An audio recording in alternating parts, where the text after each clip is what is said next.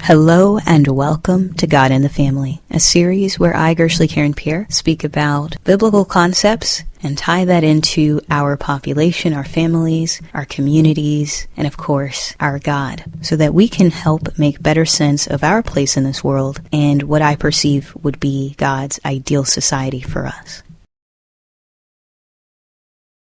The scripture we are going to look at today is Jeremiah 29, verse 6. Take ye wives, and beget sons and daughters, and take wives for your sons, and give your daughters to husbands, that they may bear sons and daughters, that ye may be increased there, and not diminished. There are many layers to this dialogue. Firstly, I believe it is a strategy. Contextually speaking, this was written by the prophet Jeremiah, and he was telling the exiles of Israel what they needed to do in order to become a force that was respected, highly regarded, and unbeatable. For him, marrying was doing two things: increasing the number of people alive, and that it needed to be contextually increased within a structured context, and to merge the population so that they would have a higher sense of unity. So I believe unity as a strategy is something that we need to really feed on. But when we say unity, we need to see it from a domestic level, from the household.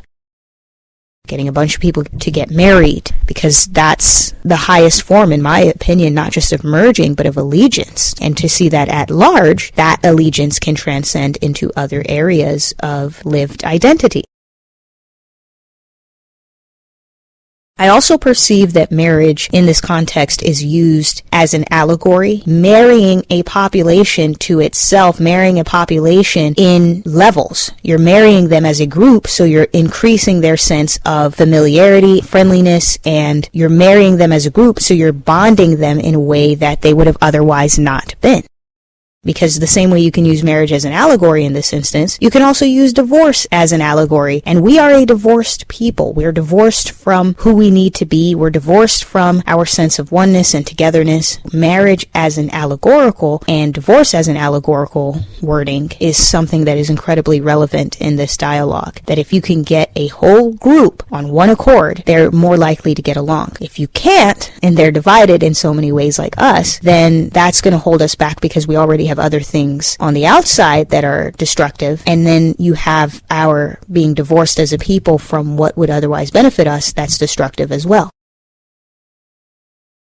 Marriage and population together is what people need to consider when it comes to numbers, when it comes to population increase, when it comes to validating ourselves as a group. We need to have more dialogue on population data and marriage within that population data.